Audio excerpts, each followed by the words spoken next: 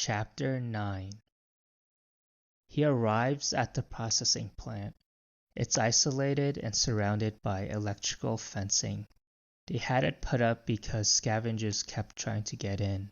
Before the fence was electrified, scavengers would break it, climb over it, and cut themselves just to get fresh meat. Now they make do with the leftovers, the pieces that do not fit commercial use, with the diseased meat, with what no one would eat except them.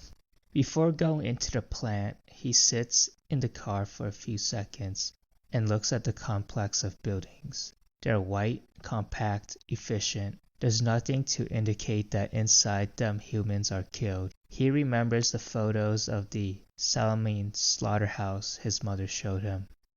The building was destroyed, but the facade remains intact. The word slaughterhouse. Striking out in silence, huge and alone, the word resisted, didn't disappear. It held out, refusing to be broken down by the weather, by the wind that perforated the stone, by the climate that ate away at the facade that his mother told him had an Art Deco influence. The gray letters stand out against the backdrop of the sky. It doesn't matter what the sky looks like. If it's an oppressive blue or full of clouds or a rabbit black, the word remains. The word that speaks to the implacable truth behind a beautiful building, slaughterhouse.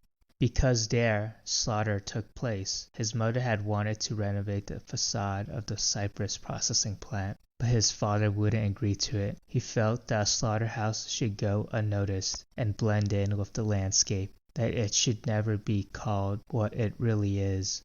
The security guard who works mornings, a man named Oscar, is reading the paper.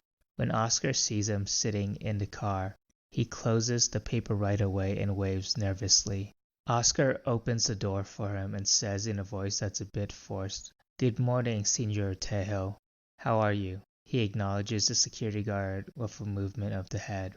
He gets out of the car. Before going in, he has a smoke, his arms propped up on the car roof, still watching. He wipes the sweat off his forehead. There's nothing in the vicinity of the processing plant, nothing as far as the eye can see.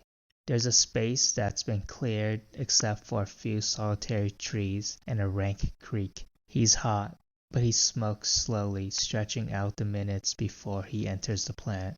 He goes straight up to Craig's office. A few employees greet him on the way. He responds almost without looking at them. He kisses the secretary Mari on the cheek. She offers him some coffee and says, "I'll get that for you in just a second, Marcos. I'm really glad to see you." Senor Craig was starting to get nervous. It happens every time you're on the meat run.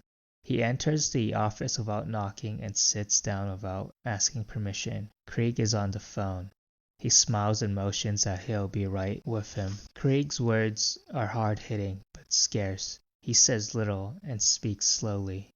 He's one of those people who's not made for life. His face looks like a portrait that turned out all wrong. One of the artists crumbled up and tossed into the garbage. He's someone who doesn't quite fit in anywhere. He's not interested in human contact, which is why he had his office remodeled. First, he isolated it so that only his secretary could hear him and see him. Then he added another door. The door opens to a staircase that takes him straight to the private parking lot behind the plant. The employees see him infrequently or not at all. Working for Craig, he's seen how the man runs the business to perfection. When it comes to numbers and transactions, he's the best. If it's a question of abstract concepts, market trends, statistics, Craig excels. He's only interested in edible human, head, the product.